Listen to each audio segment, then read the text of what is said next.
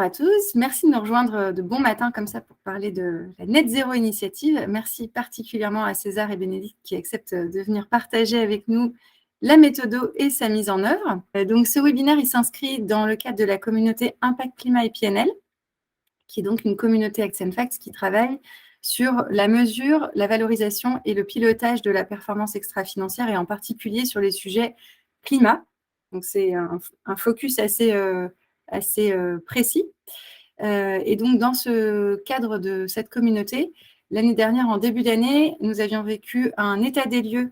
On avait fait un peu le tour de ce qui se faisait dans les entreprises adhérentes d'Axenfact en termes de pilotage de perf extra-fi. Et puis, suite à cet état des lieux, on avait constaté qu'on avait vraiment besoin de pouvoir explorer des méthodes et mieux comprendre ces méthodes et comment les appliquer dans nos entreprises. Et on a entrepris en septembre un cycle d'exploration à travers ces webinaires. Donc, ce webinaire qu'on va vivre aujourd'hui est le 4e de ce cycle. On a eu un premier webinaire qui était autour de l'IPNL, un deuxième autour du pilotage de la performance chez Decathlon, avec un témoignage vraiment détaillé de la manière dont Decathlon adresse ce sujet. En décembre, on a eu un webinaire sur le prix interne du carbone. Et puis aujourd'hui, donc, nous allons vivre ce webinaire sur la Net Zero Initiative. Voilà un peu pour le cadre dans lequel ça s'inscrit. Alors, dans la manière dont ça va se dérouler, on va d'abord avoir une intervention de César qui va se présenter, mais qui va nous expliquer d'où vient le concept de Net Zero Initiative et aujourd'hui où on en est sur cette méthode-là. Puis, un témoignage de Bénédicte de Mobivia qui viendra nous partager où Mobivia en est de la mise en œuvre de Net Zero Initiative. Et ensuite, on aura un temps de questions-réponses. Donc, César, je te passe la parole et peut-être que tu peux commencer par te présenter. Super, merci Anne-Céline et merci Com d'accepter de partager l'écran, comme ça je vois tout le monde, c'est absolument génial. Et bonjour à toutes et tous, et je suis très content d'être là ce matin. Alors je m'appelle César Dugast, je travaille chez Carbone 4, qui est une entreprise, une boîte de conseil spécialisée sur les questions énergie-climat et transition énergétique, qui a été fondée en 2007 par Alain Grandjean, Jean-Marc Jancovici. Et donc ça fait un peu plus de 5 ans que je travaille dans la maison, je suis manager, je suis co-responsable du pôle neutralité carbone et je suis aussi responsable du projet Net Zero Initiative dont j'aimerais beaucoup vous parler ce matin. Alors, qu'est-ce que c'est que Net Zero Initiative? En 2 mots, c'est un objet un peu bizarre qui a été démarré en 2018 et c'est un objet qui est au croisement on va dire, du cadre méthodologique et du cercle d'entreprises désireuses d'aller plus vite que la musique.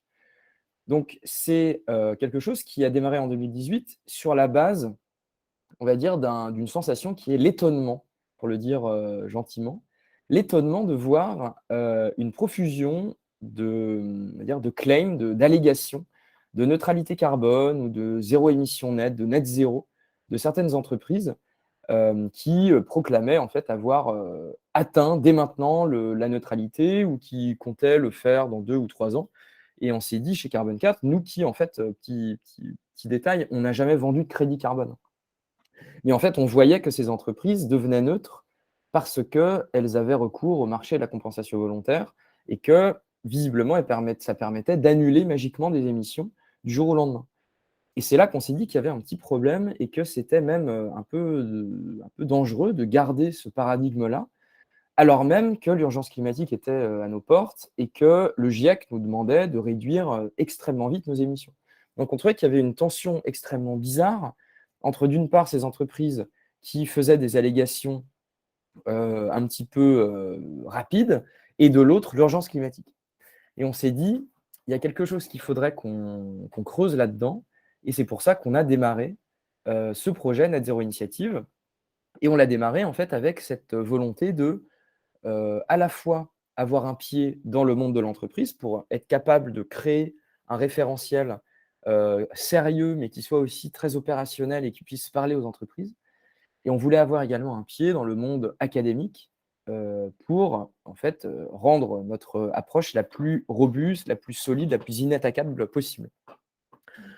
Donc, en tant que responsable du projet Net Zero Initiative, je vais vous faire un tour d'horizon ce matin à la fois de quel a été notre processus de travail, qui exactement aujourd'hui est dans l'initiative, qu'est-ce que c'est que ce référentiel net zéro initiative et qu'est-ce qu'il y a dedans et comment on fait pour se l'approprier et agir. Et puis, je vais vous donner quelques petites pistes pour ce qu'on a dans les tuyaux pour la suite. Alors là, je vais vous montrer un petit peu le cheminement entre 2018 et maintenant pour vous donner un peu un aperçu de ce sur quoi on a travaillé et ce qu'on a déjà produit. Alors, comme je vous l'ai dit, il y a à la fois un pied dans le monde des entreprises qu'on appelle ici sponsor et un pied dans le monde académique qu'on appelle conseil scientifique. La première année, donc ça a vraiment été le démarrage.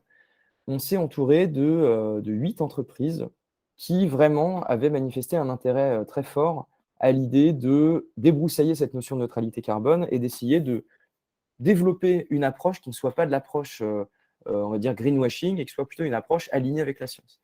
Et côté conseil scientifique, on a eu la chance de s'appuyer sur 8 personnes, là aussi, de très grande valeur, des gens de l'IDRI, d'I4C, de la European Climate Foundation, des climatologues purs et durs, comme Olivier Boucher, par exemple, la présidente du Réaction Climat pour avoir un pied dans les ONG, quelqu'un du gouvernement, donc la Direction générale de l'énergie et du climat, quelqu'un du monde de la compensation, Marion Verle.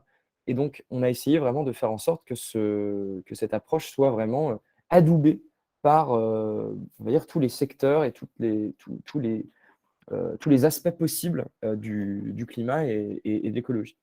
L'année d'après, alors, du coup, ça a amené à quelque chose qui est la publication du référentiel NZI en avril 2020. Le référentiel Net Zero Initiative constitue encore aujourd'hui un peu la Bible de notre approche. Donc moi, je vous conseille, si ça vous intéresse, si vous êtes curieux et curieuse, d'aller voir sur le site de Carbone 4 ou de Net Zero Initiative ce document qui résume l'ensemble de notre approche et fait un travail de description pas à pas de comment se l'approprier. La seconde saison de NZI, c'était en 2020-2021, et là, on a eu un peu plus d'entreprises et beaucoup plus de personnes qui se sont dites intéressées de nous aider sur la partie conseil scientifique. Donc, on avait vraiment des gens à la fois en France, mais aussi à l'international. Ça a donné lieu à un deuxième rapport. Merci, Anne-Céline. Ça a donné lieu à un deuxième rapport ici, qui est plus, on va dire, une annexe au premier. Et enfin, la troisième saison, qui est la saison qui est en cours et qui va s'achever dans 1 mois à peu près. C'est là, on a eu beaucoup, beaucoup plus d'entreprises, dont Mobivia, que représente Bénédicte. On a aussi Decathlon. Voilà, on a une vingtaine d'entreprises, plus l'ADEME et le ministère de la Transition écologique. Et cette troisième saison, je vais vous en parler un petit peu, va vraiment s'intéresse de près à la notion d'émissions évitées. Donc, on a vraiment ce focus-là très fort cette année. Donc, je vous en parlais tout à l'heure, ce fameux référentiel qui est sorti en avril 2020, il a 2 grandes parties, hein. Grosso modo, c'est une partie très pédagogique pour comprendre ce que c'est que la neutralité carbone à l'échelle planétaire, hein, qui est la seule manière aujourd'hui on va dire, de définir la neutralité carbone au sens scientifique du terme. Et la partie 2, ça vise à se demander finalement comment est-ce qu'une entreprise peut s'approprier ce net zéro planétaire à son échelle et agir de manière à ce que son entreprise soit compatible avec l'avènement d'un monde sans énergie fossile. Alors, du coup, je vais rentrer dans le comment et on va dire l'approche, quelle a été l'approche et quelles ont été nos conclusions. Donc, encore une fois, hein, si vous avez des questions, n'hésitez surtout pas. Alors, le point de départ, donc je vous l'ai dit, c'est l'étonnement et c'est finalement, mais comment est-ce qu'on peut reconstruire quelque chose de sérieux sur la neutralité carbone? Initialement, honnêtement, on ne savait absolument pas ce qu'on allait trouver.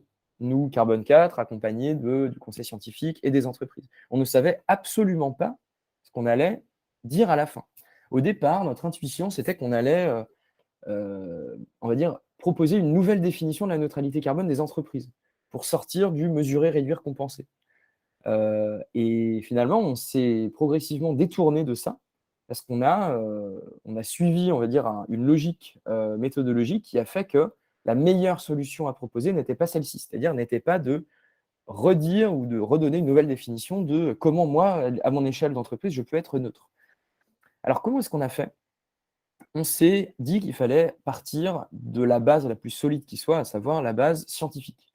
Et ce que nous dit la science, ce que nous dit le GIEC, c'est qu'il existe bel et bien une notion de neutralité carbone qui existe scientifiquement, mais que cette neutralité carbone, elle est avant tout et uniquement définie à l'échelle de la planète. En fait, pour bien comprendre ça, il faut imaginer que l'atmosphère, c'est une baignoire. Donc, je voulais extrêmement bellement représenter ici, hein. J'espère que vous êtes bluffés par la qualité de ce dessin. Mais en tout cas, c'est une baignoire, voilà. Le niveau d'eau, c'est en fait le niveau de CO2 qui est accumulé dans l'atmosphère. Vous savez que la question du climat, avant tout, c'est une question d'accumulation de CO2, c'est une question de stock. Donc en fait, avant les années 1850, on avait vraiment un niveau très stable de CO2 dans l'atmosphère, qu'on appelle le carbone pré-industriel. Et plus on a consommé d'énergie fossile, et plus on a ouvert un grand robinet d'émissions de CO2. Ce qui fait qu'aujourd'hui, depuis 1850, on a accumulé dans l'atmosphère un surplus de CO2 qui n'était pas là auparavant et qui du coup a fait augmenter le niveau total de carbone dans le système. Et on sait depuis le 19e siècle que plus on a de CO2 dans l'atmosphère, plus on a une température moyenne sur la planète qui augmente. Plus on a un forçage radiatif élevé. Aujourd'hui, on est à environ plus 1,1 degré, comme vous le savez peut-être. Et ça, c'est dû à l'accumulation dans l'atmosphère.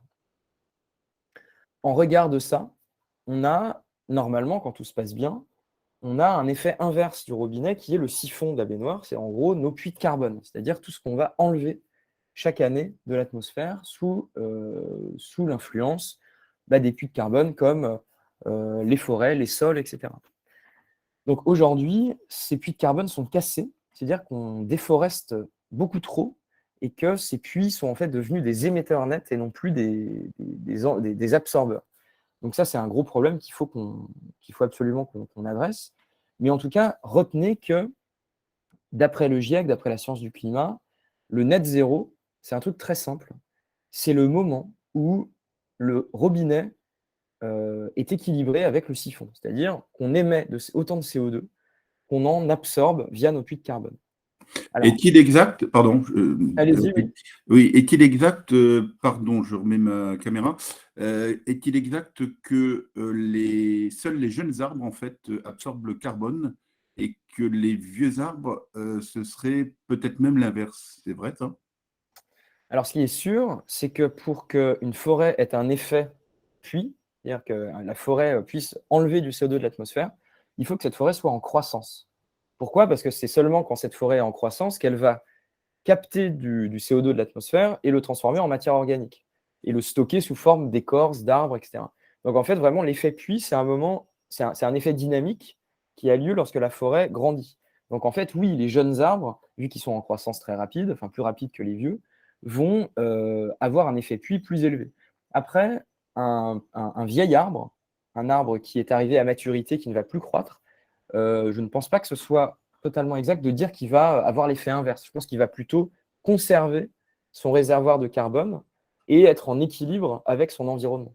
Avec peut-être un petit déséquilibre, ça je ne suis pas assez expert pour le savoir, mais au niveau d'un arbre, il faut vraiment considérer qu'on a une courbe de stockage, de fixation du CO2 qui vient croissant et qui ensuite atteint une sorte de maximum.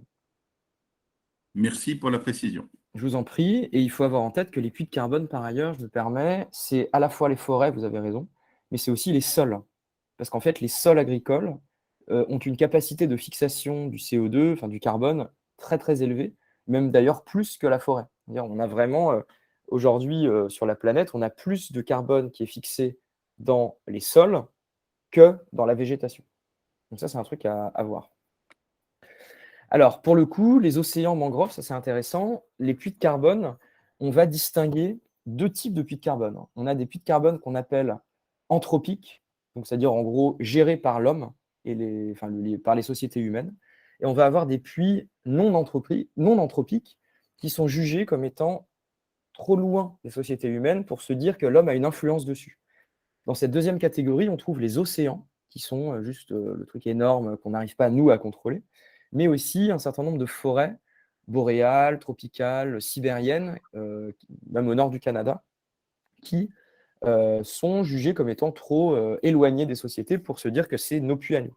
Et ce qu'il faut savoir, c'est que d'après le GIEC, la définition de la neutralité carbone qui est donnée, que vous avez sous les yeux, c'est vraiment unique. Ça ne concerne que les puits gérés par l'homme. Donc en gros, les forêts, les sols et un peu les mangroves et tout ce qui va être ce qu'on appelle le carbone bleu, c'est-à-dire tous les puits qui sont dans des milieux à la frontière entre le milieu aquatique et le milieu terrestre. En revanche, tout ce qui est océan, par exemple, on ne va pas le prendre en compte dans l'équation globale planétaire du net zéro. Donc retenez qu'à l'échelle planétaire, on a un équilibre nécessaire à faire entre ces émissions de CO2 humaines et les puits de carbone gérés par l'homme. Et il faut bien voir quelque chose, c'est que cet objectif net zéro à l'échelle de la planète n'est qu'une condition, une sous-condition, si vous voulez, à la stabilisation de la température. En fait, notre objectif à toutes et à tous, notre objectif collectif, c'est pas tant le net zéro que la stabilisation de la température de la planète à un niveau acceptable, c'est-à-dire en gros sous les 1,5 degré ou si on n'est pas assez fort, bien en dessous de 2 degrés. Donc il faut bien comprendre que nous, ce qu'on veut, c'est pas que la baignoire ne déborde pas. Sinon, c'est une catastrophe. Et pour faire en sorte qu'elle ne déborde pas, il faut réussir à baisser le débit du robinet suffisamment vite et en parallèle augmenter le siphon suffisamment fort pour que les deux s'équilibrent avant qu'il soit trop tard, à savoir 2050. Donc ça, c'est le net zéro planétaire. Et ce qu'il faut voir, donc ça, je vous ai mis une capture d'écran, pas obligé de lire, vous regardez juste les graphes, capture d'écran du rapport du GIEC de 2018 qui a montré plusieurs scénarios d'atteinte de l'objectif 1,5 degré. Mais en gros, on fait en sorte que la baignoire ne déborde pas. Et en fait, ils ont montré qu'il y avait plusieurs manières de faire en sorte que ça ne déborde pas. Et les différentes manières, en fait, ça dépend de la vitesse à laquelle on réduit nos émissions, on baisse nos émissions. En fait, vous avez sur ces 4 graphes, vous avez 3 couleurs. Vous avez le gris, qui est en gros les émissions d'énergie fossile, de CO2 fossile. Vous avez du marron qui s'appelle affolu, c'est en gros les puits de carbone naturels. Et puis vous avez du jaune qui s'appelle le BECS, c'est grosso modo les puits de carbone technologiques. C'est toutes les machines qu'on pourrait inventer d'ici 2050 pour capter du CO2 de l'atmosphère. Et vous voyez que les 4 graphes diffèrent entre eux parce que, en gros, celui à gauche va réduire très très vite les émissions planétaires, tandis que celui à droite, par exemple, on va un peu prendre notre temps, procrastiner, etc. Et vous voyez quelque chose de super important, c'est que pour atteindre la neutralité carbone, donc vous voyez que les 4 atteignent la neutralité, c'est le petit liseré bleu, que vous voyez la petite ligne bleue qui à chaque fois croise l'axe horizontal vers 2050. Là. En fait, les 4 atteignent la neutralité, simplement, la quantité de puits de carbone mobilisés n'est absolument pas la même. Autrement dit, plus vous attendez avant de réduire vos émissions, plus vous allez devoir utiliser les puits de carbone, en développer, et de plus en plus des puits technologiques qui aujourd'hui sont encore à l'état de projet. C'est des prototypes. Aujourd'hui, on ne sait pas faire des puits technologiques. Et il y a un autre enseignement extrêmement important, c'est que quel que soit le scénario, on ne peut pas faire l'économie d'une réduction drastique des émissions. Idéalement, il faut le faire le plus tôt possible, mais même les scénarios qui mettent du temps avant de le faire doivent le faire très très vite. Donc ça, c'est on va dire un enseignement super fort qui est le net zéro de la planète, de la science. C'est un objectif qui nous demande de toute façon de nous transformer de manière radicale. Ce qui n'était pas le cas historiquement des objectifs de neutralité carbone des entreprises qui, pour certains et certaines, enfin pour certains objectifs, étaient en fait au contraire très laxistes sur la manière de réduire les émissions.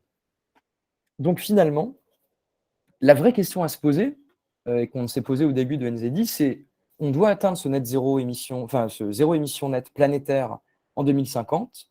Qu'est-ce que, du coup, les entreprises doivent faire pour jouer leur rôle vis-à-vis de cet objectif? Donc, vous voyez qu'on déplace un petit peu par rapport à notre intuition initiale. On n'est plus en train de se poser la question de comment est-ce qu'une entreprise peut être neutre en carbone. On se pose plutôt la question de comment est-ce qu'une entreprise peut contribuer au juste niveau à la neutralité carbone collective et planétaire. Donc, on est vraiment sur une logique dynamique et collective plutôt que statique et individuelle, qui était le cas on va dire de l'ancienne définition de la neutralité carbone d'entreprise. Alors, je crois que j'ai trop compressé les images. Alors, du coup, vous avez bien vu que c'est l'un des graphes qu'on a vu juste avant. et qui est en gros le graphe planétaire d'atteinte de la neutralité. Donc la question, c'est, à l'échelle de la planète, vous avez bien compris qu'il fallait à la fois réduire les émissions mondiales et, en parallèle, développer les puits de carbone. Et si on veut, du coup, faire quelque chose vis-à-vis des entreprises, on peut se dire que l'entreprise peut contribuer à ce double levier planétaire de 3 manières différentes. La première manière, c'est de réduire les émissions de l'organisation. C'est-à-dire, moi, entreprise, je vais contribuer à la réduction des émissions globales en commençant déjà par réduire mes propres émissions dans ma chaîne de valeur, les émissions directes et indirectes. Mais quand on a une entreprise, on peut aussi se dire qu'on peut avoir un effet, non pas chez soi, mais aussi chez les autres. C'est-à-dire contribuer à réduire les émissions des autres. Et la manière de quantifier ça, c'est ce qu'on appelle les émissions évitées. Et enfin, troisième levier à disposition des entreprises, c'est de contribuer au développement des puits et de retirer du CO2 de l'atmosphère à son échelle et en regardant du coup le CO2 absorbé. Alors, je me permets de regarder le chat pour les questions. Alors, justement, César, Ouais. tu as 2 questions dans le chat. Ouais, La première, c'est quelle est la différence entre la Net Zero Initiative et le Net Zero Standard lancé par le SBTi? Et la deuxième question, c'est le quid des émissions, de la préservation de ce qui est déjà stocké? Ok, super, merci. Je viens de découvrir effectivement qu'il y avait à la fois la petite bulle de discussion, mais aussi dans l'icône activité, un truc qui s'appelle des questions, c'est ça, hein. Moi, je vois la question de Charles. Quelle différence entre NZD et NZS du SBTi? Alors, si vous me le permettez, je vais réserver cette question pour un peu plus tard, lorsque on aura un peu le panorama global de ce que c'est que Net Zero Initiative. Ensuite, je vous ferai l'exposé des différences entre les deux. Alors, pour la question de Julien sur l'impact de la préservation des stocks de CO2 déjà présents dans les écosystèmes, alors en fait, là, ce qu'on a sous les yeux, là, ça va permettre de répondre à cette question. Lorsqu'on préserve des stocks de CO2 dans les écosystèmes, c'est-à-dire en gros, je reprends ma forêt de tout à l'heure, je me dis que j'ai fait une forêt en croissance, donc j'ai vraiment fait un flux d'absorption. Tout l'enjeu ensuite, c'est de garder sur pied cette forêt. Parce que sinon, si on la brûle, ça revient dans l'atmosphère et la baignoire continue à se remplir et on aura perdu. Donc en fait, la question, c'est comment est-ce qu'on fait pour valoriser l'impact de juste j'agis pour protéger la forêt? Ça, en fait, ça va être à la fois, ça peut être vu comme une émission évitée. Ça va être vu comme une émission évitée du point de vue de l'entreprise parce qu'on va pouvoir se dire que grâce à l'entreprise, on va permettre de ne pas déstocker du CO2 dans ces écosystèmes-là. Ça peut être vu aussi lorsqu'on fait mal ce travail et qu'on déstocke et qu'on déforeste, c'est vu dans le pilier A, c'est-à-dire en gros, on augmente les émissions de l'organisation et en fait, on a vraiment ce flux de CO2 qui est émis. Donc en fait, on a un attirail ici pour, en gros, doter les entreprises de, on va dire, une incentive pour préserver les écosystèmes et donc préserver les stocks de CO2 déjà présents. Alors si on va sur la slide suivante, on voit en fait que quand on dit ça, quand on dit on a 3 piliers, je réduis mes émissions, je réduis les émissions des autres et je retire du CO2 de l'atmosphère, en fait, on peut donner un peu plus de détails. On peut donner un peu plus de détails en décrivant où on se situe dans la chaîne de valeur. Donc là, vous voyez, en gros, on est en train de dessiner une sorte de tableau. À gauche, là, vous avez différentes lignes. Soit je suis chez moi, voilà, mes opérations, soit je suis en amont ou en aval de chez moi, donc voilà, mes fournisseurs, mes clients, etc. Ou soit je suis carrément en dehors de ma chaîne de valeur.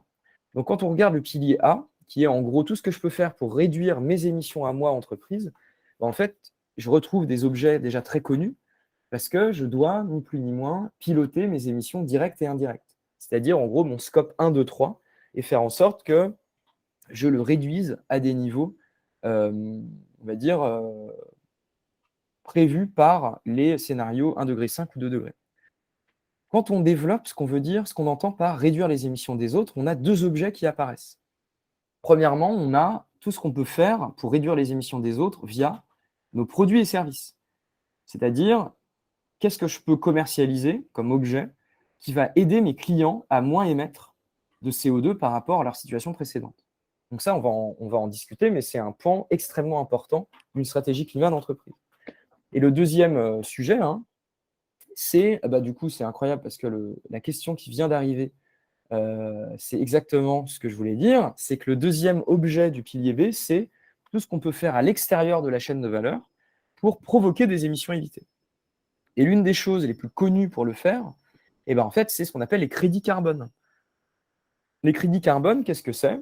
C'est quand j'achète un crédit carbone, je paye quelqu'un pour développer un projet qui va éviter des émissions quelque part sur la planète.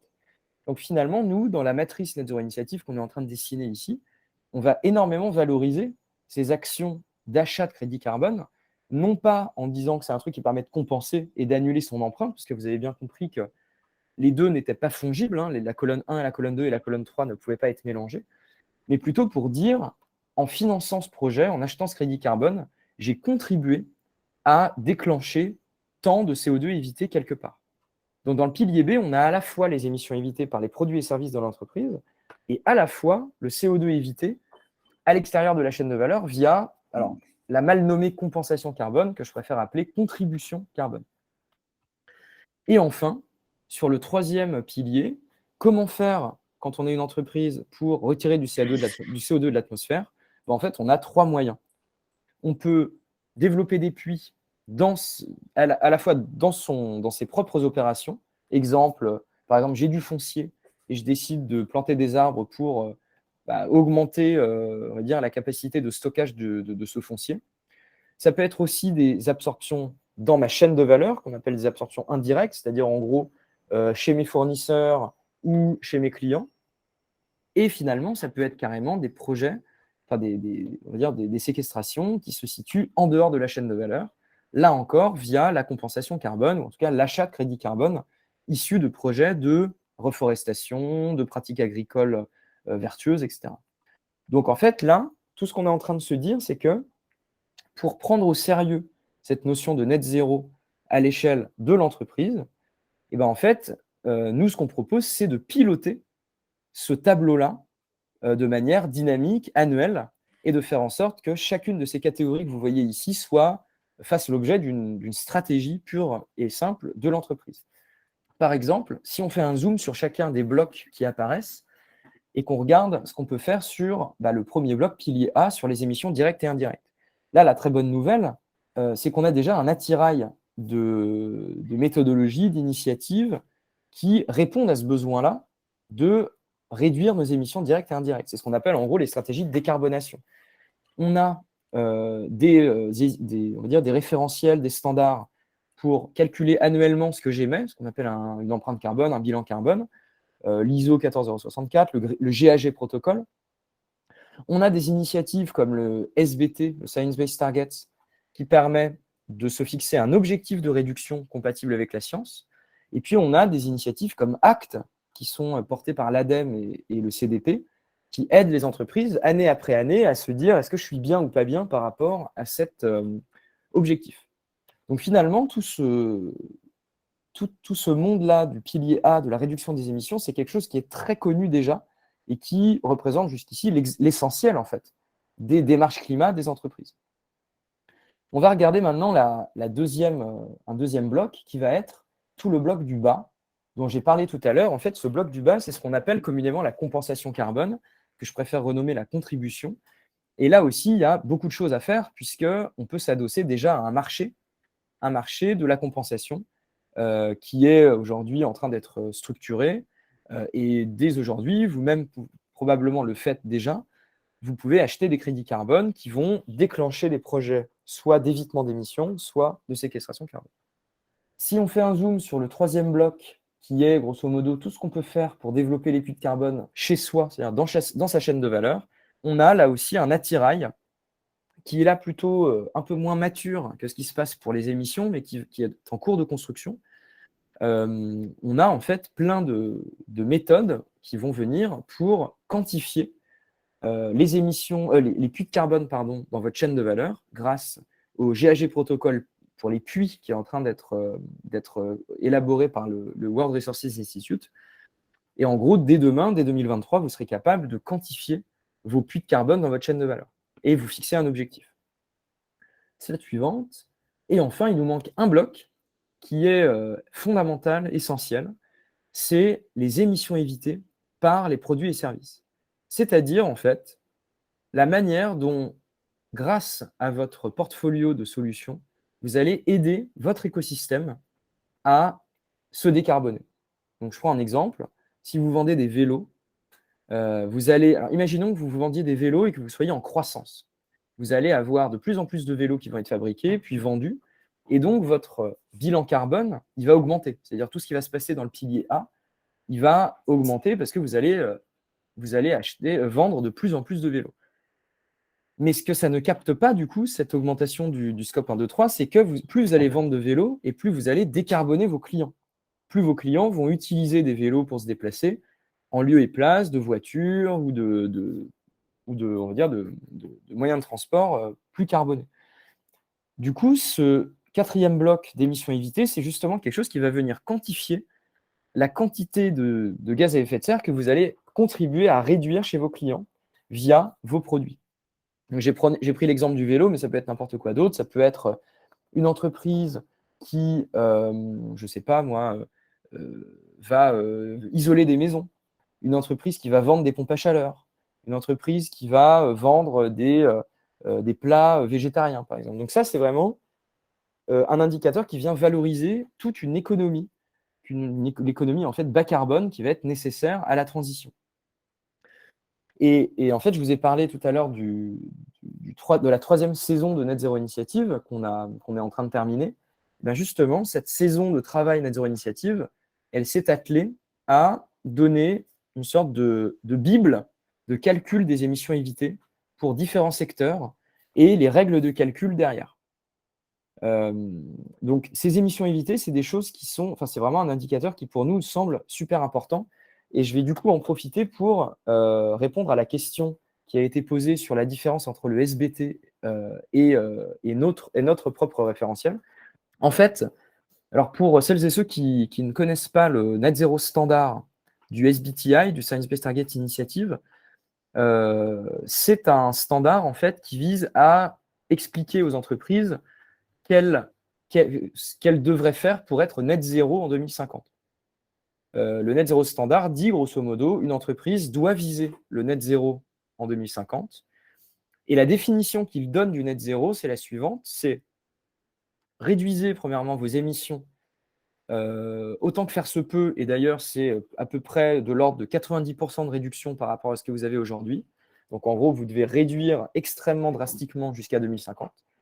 En parallèle de ça, il faut que vous augmentiez les puits de carbone dans votre chaîne de valeur et en dehors pour être capable de développer des puits. Et vous devez en fait équilibrer votre résiduel d'émissions et vos puits de carbone en 2050. Donc en fait, vraiment, il faut s'imaginer qu'en gros, vous devez avoir une courbe qui descend comme ça d'émissions et une courbe qui augmente de puits pour qu'en 2050, on ait un équilibre entre les deux. La grande différence entre le net zéro standard et notre démarche NZD, c'est qu'en fait, d'une certaine manière, on inclut le net zéro standard dans notre approche. Mais on le dépasse aussi. Pourquoi ? Parce que le net zéro standard du SBTI dit « réduisez vos émissions ». Nous, c'est ce qu'on dit en disant « faites tout ce qui est nécessaire dans le pilier A », c'est-à-dire de vous fixer un objectif SBT et d'agir pour réduire vos émissions. Donc ça, finalement, on dit la même chose. Pour le pilier C, sur les puits de carbone, le net zéro standard dit développez vos puits jusqu'à ce que vous atteigniez 100% de vos absorptions, 100% de vos émissions en 2050. Nous, c'est exactement ce qu'on dit aussi, parce que ce qu'on dit, c'est mettez-vous une trajectoire d'augmentation des puits pour qu'en 2050, vous ayez un rapport 1 pour 1 entre le pilier A et le pilier C. Donc là aussi, on dit la même chose. Là où on diffère et qu'on va, je trouve, plus loin que le NZS, c'est qu'en plus de ça, on dit il faut que vous vous dotiez d'une stratégie de portefeuille produit bas carbone via les émissions évitées par les produits et services. Le SBTI n'a jamais voulu entendre parler des émissions évitées parce qu'il considère que c'est la porte ouverte au greenwashing, ce qui peut être vrai. Mais nous, on a l'intuition que les émissions évitées, au contraire, quand on les définit correctement, c'est une métrique intéressante, même essentielle, du pilotage de la stratégie climat d'une entreprise. Donc nous, en fait, on considère qu'on va un peu plus loin que le NZS en ce sens. Et la raison pour laquelle on pense qu'on va un peu plus loin, c'est que nous, on garde au centre de l'image l'importance de ce qu'on appelle les financements de projets de réduction en dehors de la chaîne de valeur. C'est-à-dire, en gros, tout ce qu'on peut faire pour, on va dire, soutenir des projets d'évitement d'émissions en dehors de la chaîne de valeur, chose que le SBTI, on va dire, à laquelle il se détourne un petit peu. Et d'ailleurs, je peux en profiter pour donner des exemples concrets de pilier B hors de la chaîne de valeur et pilier C hors de la chaîne de valeur. Pilier B hors de la chaîne de valeur, donc là, je suis vraiment sur la deuxième colonne, dernière ligne. C'est en gros si je viens acheter un crédit carbone qui est issu d'un projet d'évitement d'émissions. Je sais pas, par exemple, j'achète un crédit qui provient d'une ferme éolienne en Inde. Ça, c'est un projet carbone qui va réduire les émissions de l'Inde en développant les éoliennes. Ou alors de développer un projet de foyer de cuisson amélioré dans des communautés au Burkina Faso qui sont à côté de la forêt et qui vont leur permettre de moins déforester. Donc ça, c'est typiquement des projets qui vont déclencher des évitements d'émissions. Même chose pour le pilier C. C'est des projets qui, par exemple, vont contribuer à reforester une forêt ou convertir un agriculteur sur on va dire, une approche qui va davantage stocker de carbone dans les sols. Et ça, c'est des choses qui peuvent être achetées sur le marché volontaire. Alors, toujours Anne-Céline, est-ce que de la même manière que SBTI, il y a certification NZD? Alors, c'est l'objet d'une slide qui va venir, mais pour l'instant, non. Mais on aimerait beaucoup, en fait, faire en sorte que demain, on puisse proposer aux entreprises qui ont envie de suivre ce framework-là une sorte de voyage, de journey, où on dit, bah, vous commencez par là, vous faites ça, ça, ça, et plus ça va, et plus vous allez augmenter en grade et en score. Donc, on aimerait en fait que demain, il y ait une certification NZD qui vienne rendre compte des différents degrés d'ambition des entreprises. Et pour compter les évitements, alors, c'est une excellente question parce qu'en fait, c'est exactement l'objet du travail qu'on a fait cette année. Vous savez peut-être que pour compter les émissions, on utilise une base de facteurs d'émission qui est donnée par l'ADEME. Ben nous, ce qu'on a fait cette année, c'est qu'on a commencé une première base de facteurs d'évitement pour dire, bah, pour tel produit vendu dans telle géographie, je vais éviter en moyenne tant par an. Et en gros, on a essayé de mâcher le travail le plus possible. Et alors, Perrine, sur le calcul de ce qui n'existe pas, exemple, voilà, en fait, on est obligé de faire des hypothèses très fortes sur les utilisations, par exemple, du vélo, en disant bah, il faut considérer que ce vélo il va être utilisé tant de temps, etc. Alors, vous avez tout à fait raison, et c'est d'ailleurs ce qui rend la notion d'émission évitée, on va dire, fondamentalement incertaine. Pourquoi fondamentalement incertaine? Parce que une émission évitée, c'est toujours par rapport à un scénario qui n'a pas lieu. Exemple, l'utilisateur de vélo, sans le vélo, aurait utilisé la voiture. Mais par définition, c'est quelque chose qui est absolument invérifiable. Donc ça, c'est quelque chose avec lequel on est obligé de composer quand on parle d'émissions évitées. Mais néanmoins, avec les bonnes hypothèses et, on va dire, des garde-fous suffisamment forts, on peut être capable en fait, de dire des choses pas trop déconnantes sur les émissions évitées et donc de donner aux entreprises des intuitions et des ordres de grandeur de là où il faut aller. On ne prétend évidemment pas du tout approcher une réalité à la virgule près, mais en manipulant des moyennes et des ordres de grandeur, on pense qu'on est capable, enfin, qu'une entreprise peut utiliser ça vraiment de manière de manière très intéressante pour un peu modifier son portefeuille de produits et services. J'espère que c'était clair, hein, les réponses aux questions, notamment sur le SBTI. Je suis allé un peu vite, mais j'espère que c'est clair. Alors, du coup, pour conclure sur ce tableau-là, vous avez bien vu que nous, ce qu'on propose, c'est que sur chacune de ces catégories, les entreprises fassent un triple travail. C'est-à-dire elles mesurer, se fixer un objectif et puis bah, agir chaque année pour coller, faire en sorte que la mesure colle à la trajectoire fixée. Donc ça, c'est quelque chose dont on a l'habitude de faire, sur la partie pilier A, c'est-à-dire les émissions. En gros, je calcule mon empreinte carbone tous les ans, je me fixe une trajectoire de réduction d'émissions et puis tous les ans, je fais un plan d'action pour y arriver. Ben nous, notre proposition, c'est de faire ça sur les 2 autres, parce qu'ils sont au moins aussi importants que le pilier 1. Donc, en gros, mesurer des émissions évitées chaque année et mesurer ses puits de carbone, se fixer un objectif sur chacun des 2 et agir, se faire des plans d'action pour maximiser ces émissions évitées et ses absorptions. Alors, bon, je vais passer, il y a beaucoup de phrases, mais ce qu'on peut vraiment retenir de tout ce que je viens de dire, c'est que nous, notre clé d'entrée, c'est la neutralité carbone collective et planétaire. Ce n'est plus la neutralité carbone à l'échelle d'une entreprise, parce qu'on considère que le problème du climat, ce n'est pas un problème qui peut être traité en silo par chacune des entreprises dans son coin, mais c'est une aventure collective. L'idée, c'est de contribuer au juste niveau à cette neutralité collective via l'activation des 3 piliers.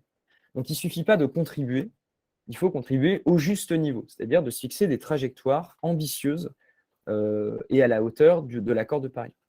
On ne peut pas du tout soustraire les 3 piliers entre eux. On ne peut pas dire j'ai tant de puits, donc ça va me faire 0 parce que j'ai émis tant par ailleurs. Donc ça, on a vraiment 3 grandeurs infongibles. L'achat de crédit carbone, ce n'est plus une manière d'annuler son empreinte, mais c'est plutôt une manière d'accélérer le mouvement en contribuant financièrement à la transition en dehors de sa chaîne de valeur.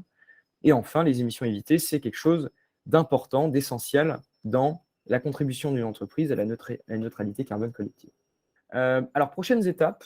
Déjà, on est en train de finaliser avec l'équipe NZI et les entreprises sponsors le rapport sur les émissions évitées qui va sortir en juin. Et nous, notre objectif, c'est que ce document-là serve de bible à toutes les entreprises qui souhaitent calculer leurs émissions évitées de manière rigoureuse et pourquoi pas commencer à se poser la question de en fait, si je veux maximiser mes émissions évitées, qu'est-ce que je dois faire comme action pour en avoir plus? Et est-ce que je pourrais éventuellement me fixer un objectif sur ce pilier B qui prenne en compte les émissions évitées? Donc ça, on vise une publication en juin 2022, dans à peu près 2 mois, avec un webinaire pour présenter tout ça. Et j'ai le plaisir de vous annoncer qu'à partir de juin, on va démarrer une 4e saison de Net Zero Initiative où on va essayer de contribuer, de continuer tous les sujets méthodologiques qu'on a commencé à ouvrir, mais en plus de ça, de s'attaquer à d'autres chantiers. Sur la méthodologie, on veut poursuivre les travaux sur l'objectif pilier B et le calcul du pilier C.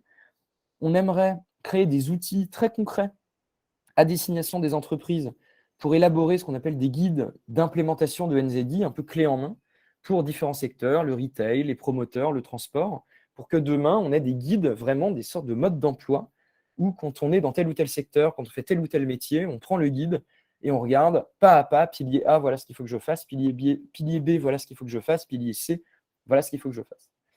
Et du coup, ça fait écho à la question qu'il y a eu juste avant sur la certification. Nous, on aimerait explorer la possibilité de créer une certification NZI pour que demain, ce ne soit pas que un guide, mais aussi, on va dire, quelque chose qui peut être affiché par les entreprises pour montrer, on va dire, son degré d'ambition ou son degré de performance vis-à-vis des objectifs qui se sont fixés. Donc nous, notre rêve, c'est que demain, on ait un petit tampon NZI, or, argent, bronze, on ne sait pas encore, qui viennent récompenser ces entreprises ambitieuses. Et pour terminer, quand on est une entreprise vis-à-vis de Net Zero Initiative, on peut, en fait, si on est intéressé, on peut contribuer de différentes manières. Il y a 3 manières différentes. La première, c'est de devenir sponsor de l'initiative, comme l'est par exemple Bénédicte avec Mobivia, c'est de rejoindre les 22 entreprises sponsors et de contribuer avec nous aux réflexions, vraiment aux réflexions méthodologiques sur les émissions évitées, sur les puits de carbone, sur on va dire l'approche générale de NZI. Donc c'est en gros une contribution financière et de temps méthodologique. Et donc la saison 4 de NZI démarre en juin et on est d'ores et déjà en train de regarder qui autour de nous pourrait être intéressé de devenir ou redevenir sponsor. Deuxième manière d'agir vis-à-vis de NZI, c'est en fait tout simplement de construire une stratégie climat compatible avec ce que je viens de vous raconter. C'est-à-dire mesurer, fixer des objectifs et agir sur chacun des 3 piliers en privilégiant une approche inter-entreprise parce que c'est toujours mieux d'être à plusieurs.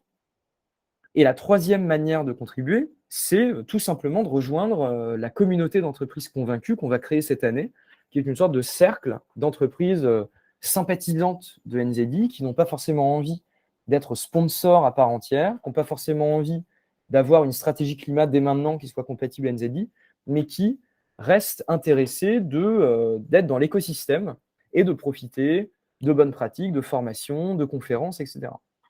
Donc là, on va pareil, probablement créer ce petit cénacle cette année. Voilà. Donc, nous, on serait tout à fait ravis que vous veniez, toute ou partie d'entre vous, que vous rejoigniez la danse, si ça vous dit. En tout cas, il y a la place.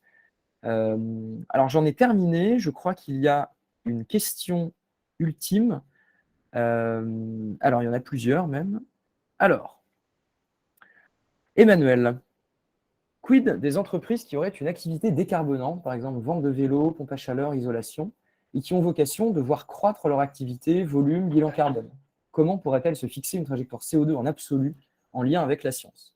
Alors ça, c'est une question absolument fondamentale. Alors Emmanuel, je ne suis absolument pas surpris que tu me la poses, parce que ça, c'est vraiment une question de pointu. En gros, la question, c'est de se dire, quand on a une activité fondamentalement décarbonante, comme vient de le citer Emmanuel, je vends des vélos, je vends des pompes à chaleur, etc. En fait, on a une activité économique qui est appelée à croître dans un monde bas carbone. On a besoin de cette activité pour décarboner le monde. Donc du coup, si on veut croître, c'est a priori incompatible avec l'impératif parallèle qui est de réduire ses émissions. Donc c'est difficile parce que sinon, ça voudrait dire qu'on soutient qu'il existe une possibilité de découpler l'activité économique et la réduction des émissions, ce qui visiblement n'est pas le cas, ce qui n'est pas possible. Donc la réponse que moi je te donne, Emmanuel, c'est dans la future certification NZD, il est probable que plus une entreprise a une activité décarbonante, plus on va permettre une certaine tolérance à, on va dire, si ce n'est l'augmentation des émissions, au moins la non-réduction ou la moindre réduction des émissions. Nous, on pense qu'il y a quelque chose à faire dans la modulation de l'objectif, de l'impératif de réduction d'émissions, compte tenu de l'utilité climat d'un business model. Et ça, c'est typiquement quelque chose que le SBTI, le Science Based Targets Initiative, ne considère pas du tout. Ce qui n'est pas si mal, hein, parce que finalement, tout le monde est logé à la même enseigne, tout le monde doit réduire, mais on voit que pour les acteurs actifs dans la décarbonation, c'est vraiment compliqué. Donc ça, c'est une première option. Une deuxième option, c'est simplement de dire, pour ces entreprises-là vertueuses qui décarbonent, on tolère les objectifs en intensité. Et on accepte qu'elles ne réduisent pas forcément en absolu. Donc ça, c'est vraiment des pistes qu'on peut continuer à explorer à partir de la saison 4. Alors, Eric, je vois une question donc, qui a plutôt trait à l'exposé sur le net zéro planétaire du début de ma présentation. C'est est-ce qu'on a une idée de la capacité de séquestration des sols en pourcentage pour vider la baignoire CO2 qui serait le résultat d'une agriculture régénératrice réalisée à l'échelle planétaire? Alors, je n'ai pas le chiffre en tête, mais j'ai plutôt l'ordre de grandeur. En fait, l'ordre de grandeur du robinet déjà, donc les émissions annuelles qui rentrent dans la baignoire, c'est 35 milliards de tonnes de CO2 par an. 35. La capacité maximale, le gisement maximal de séquestration à la fois des sols et des forêts, vraiment tous les puits de carbone naturels gérés par l'homme confondus, c'est 4 milliards. Donc en fait, on a un siphon maximum de 4 alors que nos émissions actuellement sont à 35.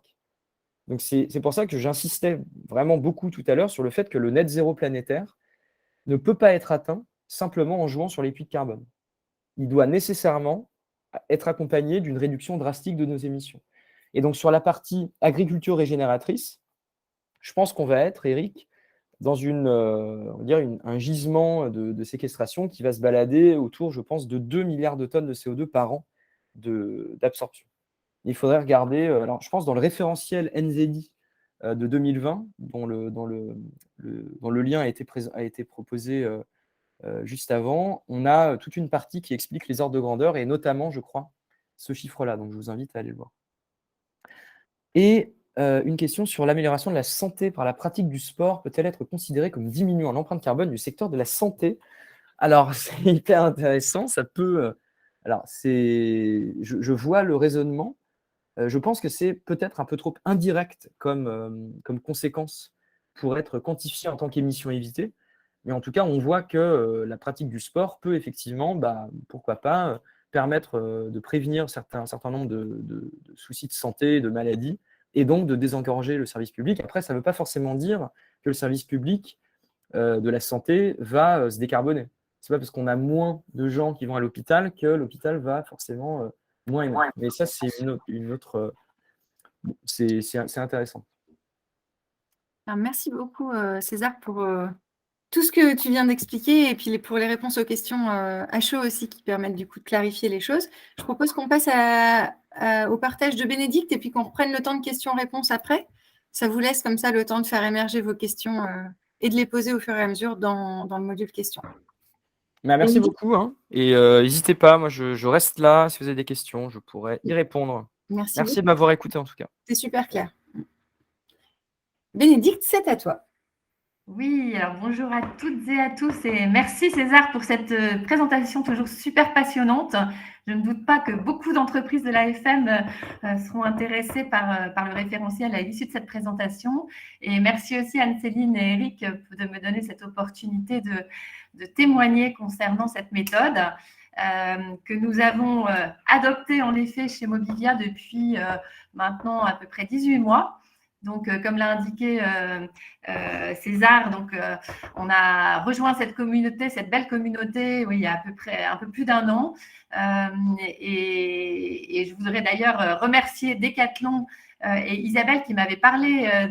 L'histoire pour Mobivia a commencé par un échange avec Isabelle qui m'avait parlé de cette méthodologie et de ce référentiel qui intéressait Decathlon. On a participé aussi à quelques webinars qui avait été donné par César. Et en fait, on s'est vraiment dit que cette méthode pouvait être extrêmement intéressante et structurante pour Mobivia. Voilà, donc ça a été le début de l'histoire. Alors peut-être avant de vous expliquer pourquoi et comment cette méthode est utilisée, ce référentiel sont utilisés chez Mobivia, peut-être poser un peu le décor. Donc, Mobivia, pour celles et ceux qui ne connaissent peut-être pas totalement le périmètre, donc Mobivia, c'est avant tout un écosystème d'entreprises. C'est une trentaine d'entreprises, c'est 9 marques, c'est 25 startups, 3 activités. On représente plus de 50 millions automobilistes qui fréquentent les sites de nos différentes enseignes. On est présent sur plus de 2000 sur les territoires, un peu partout, sur 2000 sites, et c'est un chiffre d'affaires de plus de 3 milliards d'euros. Je reviendrai sur la mission de manière plus précise avec la raison d'être. Donc, nos activités et nos marques, vous les voyez ici présentées sous cette forme-là. Donc, en fait, on a l'habitude de dire que nos activités sont structurées en 3 axes. Une première partie qui concerne les services aux automobilistes, avec des marques que vous connaissez bien, Norauto, Midas, ATO en Allemagne, Auto 5, etc., d'autres marques. Un deuxième type d'activité qui est plus sur la distribution. L'enseigne peut-être la plus connue en France, c'est Carter Cash, qui vend des pièces automobilistes. Mais on est aussi distributeur de pièces à travers des sites internet dans les Nordiques et puis également en B2B. Et puis, il y a 2 petites marques que vous voyez en bas, Blackstar et eWhip, qui sont des activités qu'on a commencé à développer. Alors, eWhip, ça remonte à il y a longtemps, puisque c'est né en 95, en fait, avec le développement de nos filières de traitement de déchets, de recyclage, puisqu'on a une longue histoire, on a structuré des filières en propre de tous nos produits.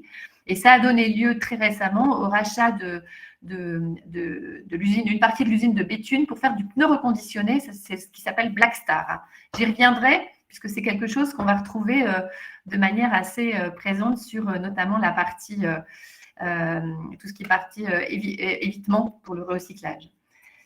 Troisième activité, c'est les nouvelles mobilités. Et là, on va parler vélo, puisque Mobivia, c'est aussi toute une activité autour du vélo, notamment le Vélib à Paris avec Smooth & Go et avec l'entreprise 15, qui est la fusion de Smooth et de Zoom. Et puis, toute une activité aussi, je vous ai parlé de start-up. Et donc, on investit dans des start-up qui ont vocation à inventer la mobilité de demain, plus vertueuse, plus décarbonée, plus accessible, etc. Mobivia, c'est l'ensemble de cet écosystème avec des activités qui sont très différentes, mais voilà, qui vont tous dans le sens d'une mobilité que nous voulons plus plus vertueuse pour le futur. Donc, toutes ces activités sont fédérées par une même raison d'être, qui est le socle de notre trajectoire durable pour faire de Mobilia un écosystème d'entreprise à impact positif. Donc, la raison d'être de Mobilia, c'est Opening Sustainable Mobility to All, avec vraiment ces deux axes, la décarbonation de la mobilité et une mobilité que nous voulons plus accessible à chacun. Donc, on l'a formulé par la phrase que vous voyez là, parce que la mobilité est essentielle à chacun. Nous entreprenons pour que nous soyons tous durablement mobiles. Donc, c'était un peu important pour moi de vous partager cela pour vraiment comprendre comment on en arrive progressivement à l'intérêt pour cette méthode. Donc, à partir de cette raison d'être, en fait, on a structuré toute notre trajectoire durable autour de 2 totems. Le premier totem, c'est vraiment le totem qui répond aux défis climatiques et qui nous amène à viser la neutralité carbone nette à 2050 avec des objectifs intermédiaires, etc. Donc, on est sur une trajectoire à moins 5% de réduction en valeur absolue chaque année. Donc, ça, c'est vraiment la trajectoire qu'on a construite et notamment avec toute une méthodologie et tout un engagement. César en a parlé sur le pilier A. Donc, nous, on s'est engagé avec la méthode ACT pour construire notre trajectoire carbone, donc j'y reviendrai. Et puis, un deuxième totem qui est le développement de notre chiffre d'affaires à impact positif.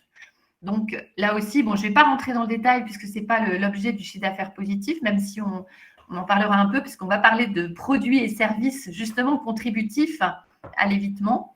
Mais sur ce deuxième totem, là aussi, on s'est fixé des objectifs avec, là, pour 2025, un objectif à 16% de quote-part de chiffre d'affaires positif. Voilà. Par rapport à ça, ce qui est très important, c'est qu'on est, nous, sur le sujet mobilité, vous l'avez compris, on a des enjeux majeurs de transformation de nos modèles et de pérennité de nos entreprises, il faut le dire. Aujourd'hui, l'essentiel de nos activités tourne autour de l'entretien des véhicules thermiques. Or, vous savez qu'à 2035, aujourd'hui, voilà, c'est la fin du véhicule thermique, c'est le véhicule électrique. C'est déjà aujourd'hui une accélération sur le véhicule électrique. Un véhicule électrique, c'est entre 50 et 70% d'entretien en moins. Donc, il y a vraiment un enjeu pour nous d'inventer nos activités de demain et d'après-demain. Et dans le cadre de cette raison d'être, le but, c'est justement de transformer nos activités pour développer des activités qui seront avant tout des activités à impact positif sur l'environnement. Donc, vous me voyez progressivement arriver à ce référentiel. Donc, par rapport à tout ça, on est parti en fait, sur ces 2 totems, on est parti en fait sur le choix de 2 référentiels pour piloter notre trajectoire. Le premier référentiel, donc vous voyez le petit schéma, vous reconnaissez peut-être de loin plus ou moins, donc la méthode Net Zero Initiative, qu'on a choisi pour piloter notamment ce premier totem. Et le deuxième totem, on le pilote avec un référentiel, un autre référentiel qu'on a créé avec deux sociétés, qui est la société NeoEco et le cabinet Expert, pour définir un référentiel produits et services à impact positif. C'est ce qui nous permet d'aboutir aujourd'hui aux 16%, mais c'est aussi quelque chose qui va permettre de faire le lien avec le calcul de l'évitement dont on parlera tout à l'heure. Donc, voilà pour ces 2 référentiels. Donc, ceci étant dit, pourquoi ce référentiel NZI chez Mobivia? Donc, premier élément, c'est que, vous l'avez compris après l'excellente présentation de César, c'est qu'on a un référentiel qui est très, très structurant pour les entreprises. On a toute une série de briques, on a ces 3 piliers, on a toute une série de briques qu'on va pouvoir finalement piloter, qui vont permettre d'animer la trajectoire, qui sont à la fois très pointues d'un point de vue scientifique, on l'a vu avec tout ce que nous a présenté César, mais, et ça vraiment je peux vous le dire pour animer cela dans l'écosystème Mobilia depuis 18 mois, c'est aussi en fait très accessible en termes de compréhension pour les équipes. Et donc, c'est finalement assez simple à piloter, même si derrière ça, évidemment, il y a des calculs plus complexes à mettre en œuvre. Donc, ce référentiel, il est structurant. Et donc, l'élément important pour nous, c'est qu'il est aussi extrêmement adapté à nos enjeux et à nos métiers s'agissant de la mobilité. Alors, je vous ai remis quelques petits chiffres ici, peut-être que vous l'avez en tête. La mobilité aujourd'hui, c'est globalement 27% des émissions mondiales, donc mobilité transport. Donc, c'est vraiment une partie importante. C'est un secteur qui est très important sur la partie des stratégies climat. Et ce qui est intéressant en face de cela, c'est de se dire que nous, en tant que Mobilia, alors certes, on a une empreinte, et donc on va travailler sur ce fameux pilier A, mais on a aussi et surtout un enjeu qui est de contribuer à la décarboner. Et c'est le sens de la raison d'être de Mobilia. Ça se valorise. César a pris l'exemple des pompes à chaleur, des bâtiments, etc. Mais finalement, nous, on est dans ce même cas de figure. C'est qu'on a vraiment possibilité de contribuer à cette décarbonation, de développer des activités bas carbone, contributives à ce monde bas carbone. Et donc, c'est tout le sens, en fait, le sens de notre mission chez Mobilia. Et c'est là où on s'est vraiment bien retrouvé avec cette méthodologie, parce que ça nous permet de piloter à la fois la réduction de nos empreintes carbone, mais aussi d'animer toutes les équipes autour de la transformation de nos produits, de nos services, pour travailler ce fameux pilier B qui est celui de l'évitement. Le pilotage, donc vous l'avez compris, cette méthode, elle nous permet aujourd'hui vraiment de piloter, donc à la fois de mesurer, de piloter, de nous fixer des objectifs à partir de tout ce qui a été présenté par César. Alors, je ne vais pas rentrer brique par brique, mais en effet, on est dans ce détail-là. Donc, aujourd'hui, pour vous donner une idée, sur le pilier A, sur nos émissions mesurées en scope 1, 2, 3, donc sur l'ensemble du pilier A, on est en valeur absolue à un peu moins d'1 million de tonnes de CO2 sur le périmètre Mobilia. Et on a commencé à calculer nos émissions évitées. Alors, c'est loin d'être exhaustif, puisqu'on vraiment, pour calculer des émissions évitées, il faut être certain d'avoir des produits, des services qui vont générer de l'évitement. Donc, on en est au début. On a commencé à le faire sur un certain nombre de choses, notamment sur la partie recyclage, qui est générateur d'évitement, sur la partie vélo, avec notamment tout le travail qui a été fait cette année et qu'a évoqué César, puisque la communauté NZI s'est concentrée dans ses travaux sur ces sujets de l'évitement, et donc on a commencé à travailler sur des référentiels autour de cela. Et puis toute une série d'autres produits de services qu'on a commencé à intégrer dans le calcul des émissions évitées. Donc, on est loin d'être au même niveau d'émissions évitées que le pilier A, mais c'est un début. Et évidemment, la trajectoire, c'est d'augmenter fortement ce pilier B. On peut avancer. Donc, c'est pour vous illustrer ce pilotage. Donc, on a fait le calcul, évidemment, donc on pilote la trajectoire sur les différents piliers. Donc là, vous avez le calcul sur les 3 années. Notre année de référence est 2019. Avec l'évolution. Donc, l'année 2020, tout le monde le sait, on était sur une année un peu particulière. Donc, sur le pilier A, on a eu une réduction assez importante qui a donné une augmentation à nouveau en 2021, mais on est sur un trend sur les 2 années à moins 7% en valeur absolue. Sur le pilier B, malheureusement, on est en baisse pour un certain nombre de raisons, notamment 2021 a été une année moins favorable pour la vente des vélos parce qu'il y a eu une pénurie sur le vélo et sur les composants, etc. au niveau mondial. Donc, on a eu une réduction. Mais ça vous donne un peu une idée de la manière dont on va piloter cela. Donc, là, c'est là aussi pour vous donner une idée de la manière dont on calcule, évidemment, comme tout le monde, sur notre scope 1, 2, 3. Donc, on a les facteurs d'émission. Donc, ce qui est intéressant, c'est de voir que sur le pilier A, on a un impact produit qui représente 65% des émissions. Et sur ces produits, on a 3 produits et services qui représentent 78% des émissions produits. Donc, ça permet vraiment de cibler les actions sur le pilier A avec toute une politique très orientée sur chacune de ces familles de produits. Sur le pilier B, donc là, vous avez là aussi une idée un peu plus détaillée de ce que ça représente sur les 3 années, avec les vélos électriques notamment qui représentent une petite partie. On a toute une partie de prestations d'éco-entretien, parce que quand on entre un véhicule dans un atelier et qu'on fait une prestation qui s'appelle une révision éco-entretien, on a à l'arrivée une réduction du niveau d'émission de ces véhicules. Et donc ça, on va le calculer et ça donne ce que vous voyez, le chiffre que vous voyez là. Et puis ensuite, on a la partie recyclage qui apparaît. Sur les slides suivants, donc là aussi, c'est pour illustrer la manière dont on va piloter. Tout à l'heure, César parlait de se fixer des objectifs, évidemment des plans d'action, des objectifs, d'évaluer les performances. Donc, sur chacun des piliers, on a des plans d'action. Donc, sur le pilier A, on s'est fixé un objectif de réduction de moins 5% par an, avec toute une série d'actions, évidemment, sur l'ensemble de la chaîne de valeur au sein de l'entreprise et au sein de toutes les entreprises de Mobilia.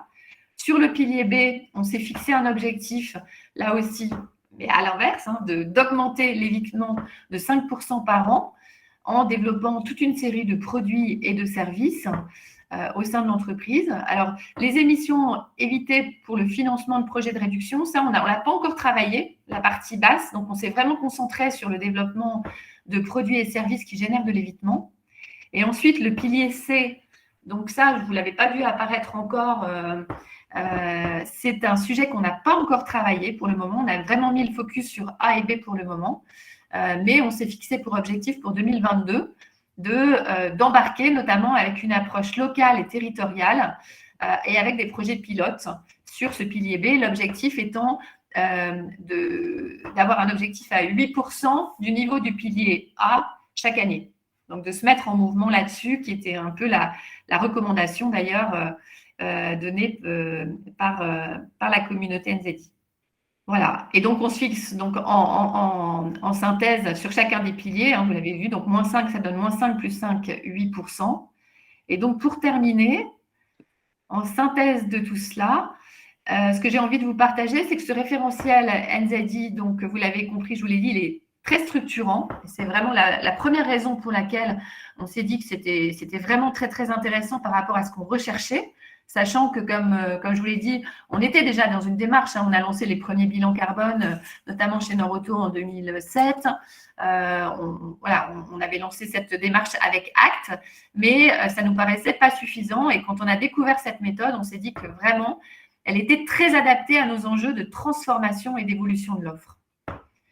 Le troisième point, c'est que c'est une méthode qui valorise la création d'impact. Donc, ce qu'on n'a pas dans l'autre standard.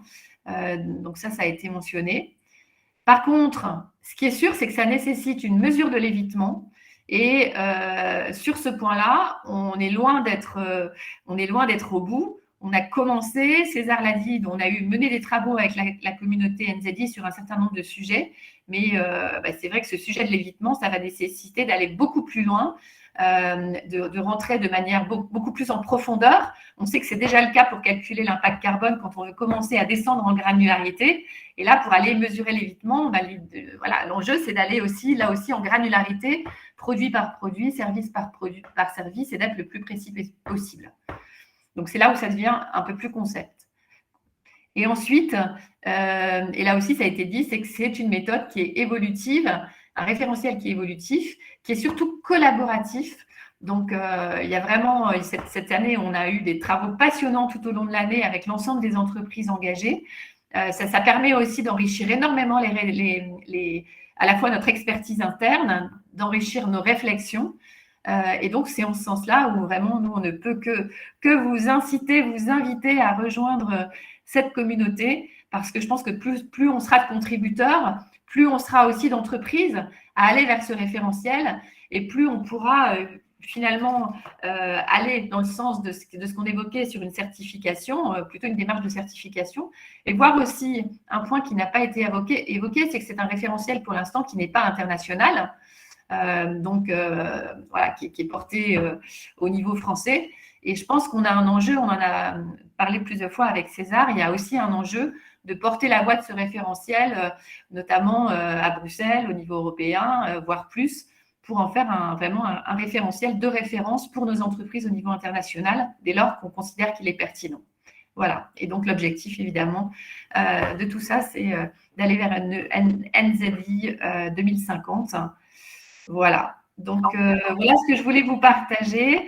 Je suis évidemment à votre disposition pour répondre aux questions. Voilà, et merci de votre écoute. Merci beaucoup, Bénédicte, super timing. Et merci parce que ça nous permet de voir concrètement à quoi ça ressemble quand on l'applique à une activité précisément. Et donc, il y a forcément des questions qui ont émergé par rapport à cette présentation. Éric, je te passe la parole pour les questions. Merci Anne-Céline. Alors, Bénédicte, Commençons par les questions qui te sont adressées. César, je te les passerai ensuite.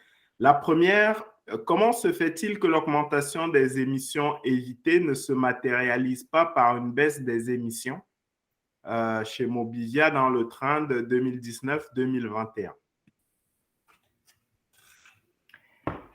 L'augmentation des émissions évitées. Alors, comme je disais, l'augmentation des émissions évitées, en fait,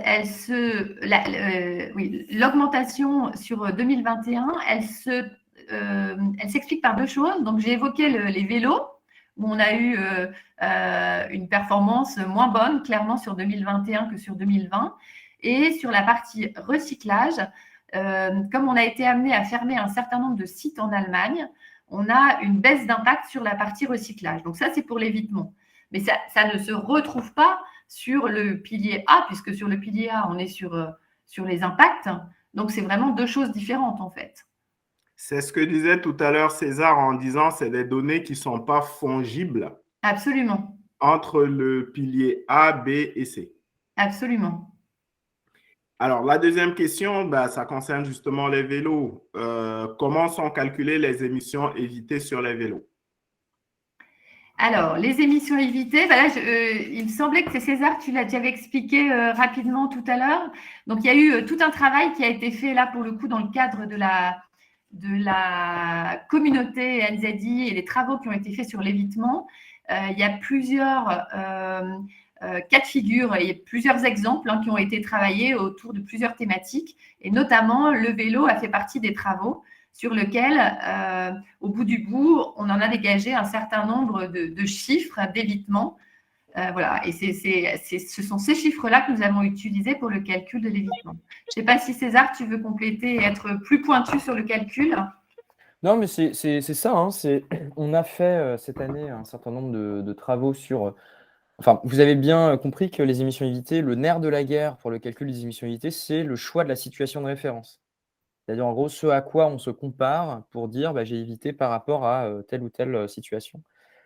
Donc ça, c'est le nerf de la guerre et tout l'art de la structuration d'une méthode un peu robuste sur les émissions évitées, c'est de vraiment donner des éléments extrêmement précis sur ce qu'on appelle la situation de référence ou encore le contrefactuel, parce qu'en fait, on se compare à quelque chose qui n'a pas lieu. Et en l'occurrence, cette année, on s'est focalisé sur la mobilité, sur quelques produits dont fait partie le vélo.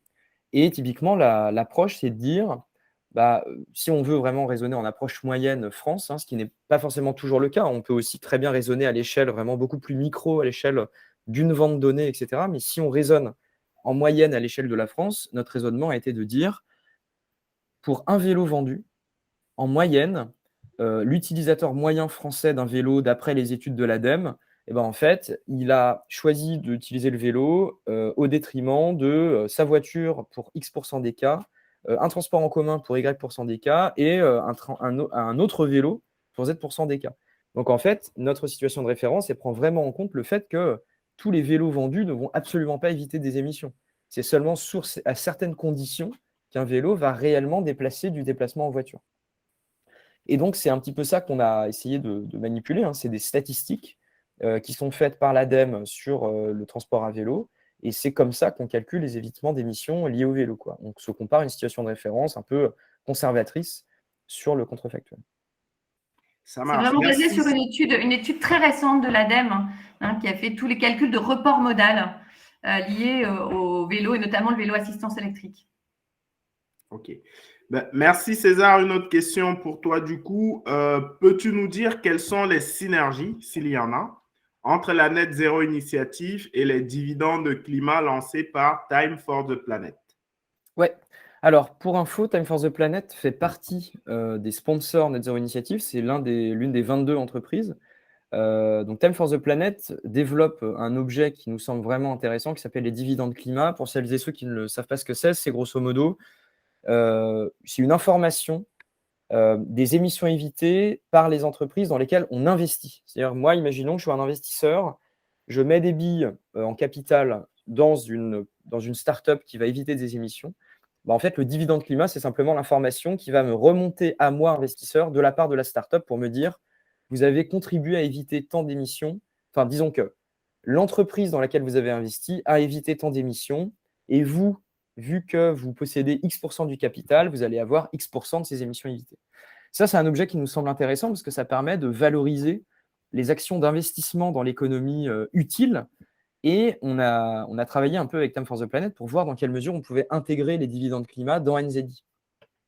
Et on a trouvé une réponse qui nous semble satisfaisante, qui est de dire qu'en fait, je ne vais pas forcément rentrer dans le détail, mais il y a une note qui est en cours de rédaction et qui est en cours de validation, mais qui explique ça dans le détail et qui, en gros, considère que cet objet dividende climat, ça vient être un peu un équivalent dans le pilier B de ce qui se passe dans le scope 3.15, pour les plus pointus, investissement. En gros, le scope 3.15, c'est un scope dans votre calcul d'empreinte carbone qui va compter les émissions de vos investissements. En fait, nous, on considère qu'il faut créer un objet un peu symétrique dans le pilier B qui va être les émissions évitées par votre investissement, c'est-à-dire, ni plus ni moins, un dividende climat. Donc, la réponse courte que je peux faire à Julien, c'est il y a bien une synergie entre NZI et les dividendes climat. On a trouvé une manière d'intégrer ces dividendes climat dans la matrice NZI et ça sera, à très court terme, en fait, un objet qui va contribuer à booster le pilier B des entreprises qui vont investir dans Time ou avoir des dividendes climat, quels qu'ils soient. Merci César. Du coup, à propos de pilier B, double question. Pour toi, Béatrice, pourquoi les produits recyclés sont dans le pilier B et pas le pilier A? Alors, c'est pas les produits recyclés. C'est vraiment le recyclage, comme on a nos propres filières de recyclage. C'est vraiment la mesure de l'évitement généré par le recyclage. C'est pas les produits, parce que les produits recyclés sont dans le pilier A, en fait. Quand on vend des produits de réemploi, des produits reconditionnés, etc., c'est des produits qui génèrent moins. Voilà, on va retrouver la réduction, mais dans le pilier A, dans le calcul des produits vendus. Alors que le recyclage en tant que tel, il est calculé dans le pilier B dès lors qu'on a nos propres filières de traitement des produits. Merci. Alors, ça rejoint la question de Johan, tu viens d'expliquer. Du coup, autre question d'Emmanuel. Comment avez-vous déterminé l'objectif de plus de 8% par an sur le pilier C? Quel est le rationnel sous-jacent? Alors, à notre niveau Mobivia, les 8% correspondent vraiment à la recommandation qui est donnée par la communauté. Peut-être que César, tu peux… J'espère que c'est bien ça, hein, c'est bien les 8%, mais peut-être que tu peux expliquer quelle est la logique justement de l'évolution et des objectifs donnés sur le pilier C. Alors moi, je n'ai pas la prétention de connaître en détail votre stratégie chez Mobivia, mais moi, ce que je peux peut-être vous donner, c'est le rationnel derrière l'élaboration des trajectoires NZI pour le pilier C tel qu'on l'a imaginé. En fait, nous, on considère vraiment toujours dans la logique de dire qu'une entreprise doit contribuer à on va dire, une ambition plus grande qu'elle, collective, planétaire. On s'est dit que, en fait, une bonne manière de calculer un objectif pour le pilier C, c'est de se dire qu'à tout moment, une entreprise doit avoir un ratio pilier C sur pilier A, c'est-à-dire en gros mes puits divisé par mes émissions, qui est égal au ratio puits sur émission de la planète dans les scénarios 1,5 degré. Je prends un exemple. Aujourd'hui, je vous avais parlé de la baignoire, là, et des émissions, le robinet qui fait 35, le puits qui fait aujourd'hui, en fait, c'est même pas un puits, c'est un émetteur net parce qu'on déforeste trop, on artificialise trop. Mais vous voyez que par exemple en 2030, on va avoir un ratio dans les scénarios 1.5 qui va être, je sais pas moi, 1 pour 6, quoi, peut-être 6 émissions pour un puits. Et en fait, on dit à la même date, toutes les entreprises du monde doivent avoir le même ratio entre le pilier A et le pilier C, jusqu'à arriver en 2050 à un ratio 1 pour 1, c'est-à-dire une émission pour un puits, et qui correspond à dire mon pilier A doit être égal au pilier C. Donc, peut-être que… je n'ai pas fait le calcul de combien de pourcents. En fait, c'est ça, c'est la trajectoire. Pour nous, ça donnait les 8%, c'est par rapport à exactement la trajectoire que tu mentionnes. Et donc, par rapport à là où on en est pour arriver sur cet équilibre 2050, en fait, ça donne 8%, un ratio de 8% entre C et A chaque année. Ok. C'est vraiment l'approche qu'on a vraiment soutenue, c'est déduire une trajectoire pilier C de la trajectoire pilier A de l'entreprise et du ratio puits sur émission planétaire. Et pour info, cette année, on n'a pas fait que travailler sur les émissions évitées avec NZD, on a aussi créé un petit outil de calcul Excel qui vous permet de faire ce calcul d'objectif pilier C en 10 minutes. En gros, là, je viens de vous l'expliquer, c'est pas clair du tout, c'est un peu compliqué. On a créé là un outil vraiment Excel pour vous aider à calculer une trajectoire pilier C compatible NZD vraiment en 2 clics, quoi. Donc, c'est à savoir. Merci. Question pour toi, Bénédicte. Elle est un peu longue, donc je la fais en accéléré. C'est question d'Éric qui parle du positionnement historique des actifs de l'AFM en périphérie de ville et l'importance de la mobilité décarbonée pour que les clients puissent continuer à fréquenter les sites, les centres commerciaux. Quelle démarche d'évitement globale pour toutes les enseignes de l'AFM? Est-ce qu'il y en a une? Bonne question, Bénédicte. Alors, finalement, la question, c'est est-ce qu'on peut imaginer de l'évitement pour toutes les activités? C'est vrai que je l'ai évoqué pour la mobilité. Bon, il se trouve que nous, ça nous a paru super adapté parce que notre métier, potentiellement, peut générer de l'évitement et surtout la transformation de nos métiers. Et on peut demain développer des activités qui vont permettre cet évitement. Est-ce qu'on peut imaginer de l'évitement dans toutes les activités, le textile, l'alimentaire, etc. C'est une bonne question. Moi, je pense qu'il y a un travail que vous avez fait et que tu as expliqué là, et qui est dans la plupart des entreprises, qui est le travail sur la raison d'être. En fait, à quoi on sert dans ce monde? Et quand on se reconnecte à ce sujet de la raison d'être, on arrive à identifier des leviers qui sont des leviers d'autres formes de business et notamment des leviers qui sont des leviers d'évitement. Et je pense qu'il y a peut-être des secteurs quand même où c'est un peu moins simple. Oui, c'est ça. César, si tu veux prendre la parole, par exemple sur le textile, où je trouve que c'est peut-être pas si évident que ça, mais il me semble quand même qu'il y a une voie de salut. C'est amusant parce que je me posais cette question-là ce matin, justement, en me disant, mais finalement, est-ce qu'on peut avoir de l'évitement dans tous les secteurs? Et peut-être que, notamment avec les évolutions technologiques, on peut imaginer que demain, on peut avoir du textile qui génère… Sachant que l'évitement, c'est une question aussi de proposer des produits qui sont moins carbonés que d'autres aussi. Donc… Julien vient de donner la réponse. En fait, un des leviers qui permettent de faire en sorte que le textile évite des émissions, c'est de booster la filière recyclage. En fait, il faut vraiment avoir en tête que cet indicateur émissions évitées a historiquement été très utilisé par les entreprises à des fins uniquement commerciales, marketing et communication. Vraiment, c'est-à-dire, je vais calculer mes émissions évitées pour dire à tout le monde que j'ai un énorme volume. Ce qu'il faut bien comprendre, c'est que dans l'approche NZD, l'indicateur émissions évitées, c'est pas tant pour servir le marketing d'une entreprise ou même le reporting climat d'une entreprise, c'est plutôt à des fins stratégiques. C'est vraiment pour nous, on a vu cet indicateur émissions évitées comme un outil dont peuvent se saisir les directions produits, les directions générales, les directions financières pour piloter leur pivot de business model vers des business models moins carbonés. On pense vraiment que… Alors, et je prends encore un peu de recul pour vous expliquer un peu ça, mais en gros, historiquement, la manière dont les entreprises voient la question de climat, c'est sous l'angle de la gestion du risque. Grosso modo, je calcule mon scope 1, 2, 3 et j'essaie de le réduire au maximum pour finalement me rendre le moins dépendant possible aux énergies fossiles et limiter mes risques réputationnels, etc.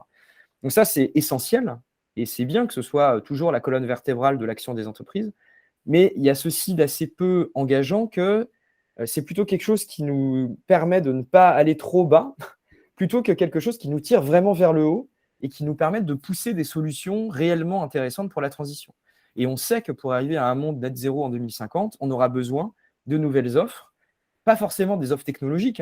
On sait qu'aujourd'hui, toutes les solutions existent et c'est des solutions souvent très simples, mais qu'il faut inciter les entreprises à les mettre sur le marché, que ce soit des actions de sobriété, des actions d'efficacité énergétique ou des actions de décarbonation. Et l'indicateur émission évitée, c'est pour nous le meilleur indicateur pour le faire. Et j'en profite pour répondre à une question de Coraline sur les émissions évitées qui finalement sont un indicateur intéressant, mais c'est très difficile de les calculer et c'est même pas forcément tangible parce qu'on les compare à toujours une situation de référence qui n'a pas lieu. Et la proposition de Coraline, si je la comprends bien, c'est pourquoi est-ce qu'on doit vraiment nécessairement calculer des émissions évitées? Pourquoi est-ce qu'on ne se contente pas de dire bah, mon business model, il est à X% sur des produits et services verts? Donc ça, c'est quelque chose qu'on a également en tête dans Net Zero Initiative et on est en train de se poser plein de questions pour développer ce genre de métriques. Et on voit aussi que c'est très en lien avec la taxonomie européenne et que ça nécessite justement de créer une taxonomie de ce qui est vert et ce qui n'est pas vert. Toute la question, c'est de savoir si on est content et contente de ce qui est en train d'être fait avec l'Europe sur les choix du vert, du pas vert. Nous, on considère que c'est important de fédérer toutes les initiatives qui existent. L'idée, ce n'est pas de juste rejeter la taxonomie européenne en disant que ça n'existe pas, mais c'est peut-être de la compléter, de l'améliorer à notre échelle pour pouvoir faire en sorte que cette taxe européenne serve à un vrai outil de pilotage efficace de la transition du business model des entreprises. Donc voilà, un gros laïus pour dire que j'aime l'idée de Coraline et c'est complémentaire à ce qu'on développe par ailleurs sur les émissions évitées et que vraiment voyons les émissions évitées comme un indicateur business plus que comme un indicateur de reporting climat pur et dur. Eh bien, question d'Anne-Céline. Certains disent qu'en 2040, le CO2 sera la monnaie d'échange généralisée. Est-ce qu'il y a déjà des travaux sur ce business model lié à l'évitement? Alors est-ce qu'en 2040, le CO2 sera la monnaie d'échange généralisée? Peut-être. Bon, il y a fort à parier que ce sera quand même l'euro, le dollar, le yen, le yuan. Mais en vrai, là, cette question me perd un peu. Je ne sais pas du tout si ce sera le cas. Et est-ce qu'il y a déjà des travaux sur les business models liés à l'évitement? C'est-à-dire, en gros, est-ce qu'il y a des travaux sur est-ce qu'on peut tirer de la valeur à la production d'émissions évitées, grosso modo, pour les monétiser, si je comprends bien? Là, c'est en fait tout le sujet du marché carbone volontaire, la compensation carbone, qui est déjà en gros un marché qui vient faire des transactions entre porteurs de projets qui évitent des émissions et financeurs.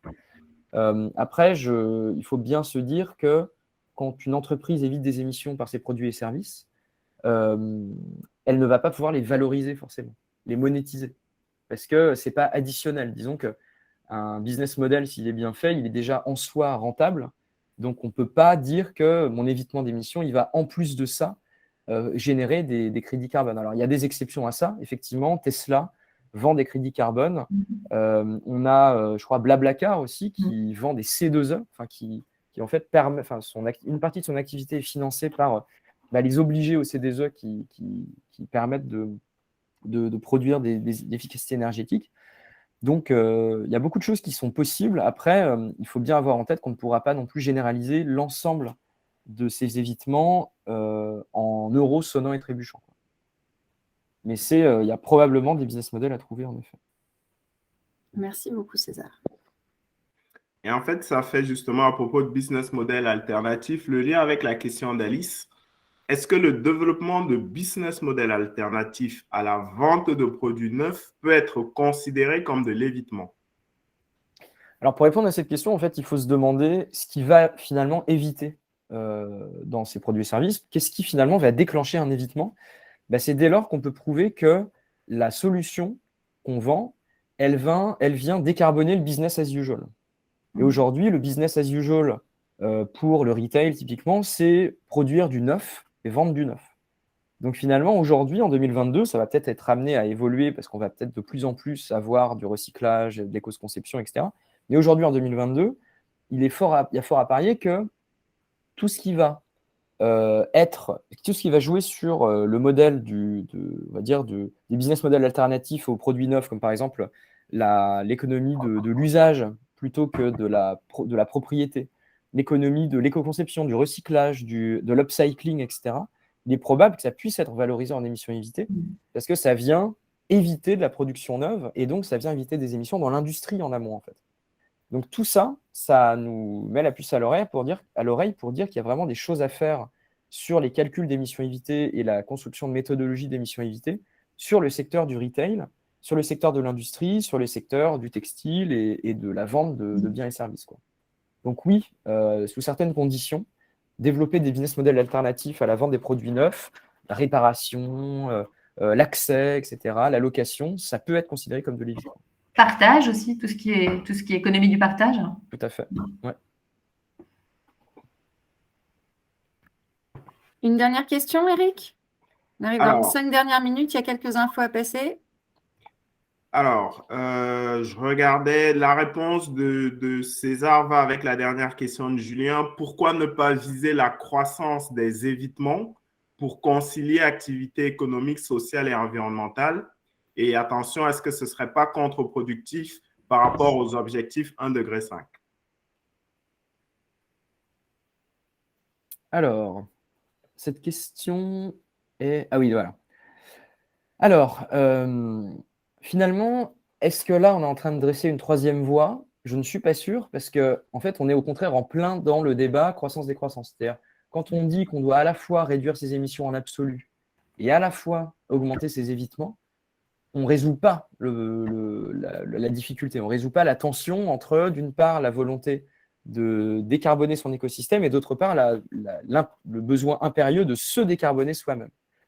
Donc, pour moi, c'est juste une manière d'avoir deux indicateurs, mais qui peuvent être, sur certains aspects, contradictoires. Donc, c'est pour ça que la réponse que j'ai donnée tout à l'heure à Emmanuel, c'est on pourrait peut-être imaginer que plus une entreprise a un business model tourné vers des produits bas carbone qui viennent décarboner et éviter des émissions, plus on peut peut-être avoir une tolérance sur la non-augmentation ou la moindre réduction de ces émissions en absolu. Là, aujourd'hui, on en est vraiment au balbutiement de ces règles-là, mais c'est à peu près sûr qu'on peut très difficilement concilier l'augmentation des émissions évitées et la baisse des émissions scope 1, 2, 3. Là, je parle vraiment de business models qui sont purement des business models vertueux. Quand on est dans un business model où il y a juste 2% de nos produits qui évitent des émissions et 98% qui ne font que contribuer au business as usual, alors là, c'est tout à fait nécessaire de réduire son empreinte carbone et d'augmenter ses émissions. Donc, en fait, on voit qu'il y a plein de cas possibles et qu'il faudrait bien se garder de donner un blanc-seing aux entreprises en disant tu évites des émissions, donc sans problème, tu peux augmenter tes émissions. Là, ce serait cauchemardesque.